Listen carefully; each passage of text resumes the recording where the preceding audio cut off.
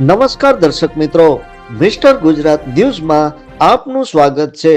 કોંગ્રેસ નેતા રાહુલ ગાંધી દ્વારા સંસદમાં બાબા સાહેબ આંબેડકર અને સંવિધાન વિરોધી નિવેદનો, પ્રવૃત્તિઓ તેમજ ભાજપના સાંસદોને નિર્દયતાપૂર્વક ધક્કા મારીને તેમને હાનિ પહોંચાડવાનું કૃત્ય કર્યું છે, જેના વિરોધમાં આજે મહીસાગર જિલ્લાના લુણાવાડા ખાતે કોંગ્રેસના પૂતળાનું દહન કર્યું હતું।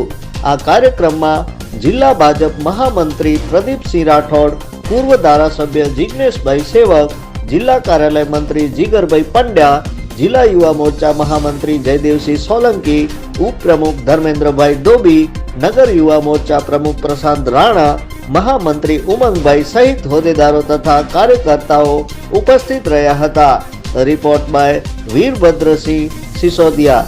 જોતા રહો મિસ્ટર ગુજરાત ન્યૂઝ, સત્યતાની સાથે સ્પષ્ટ વાત। ધન્યવાદ।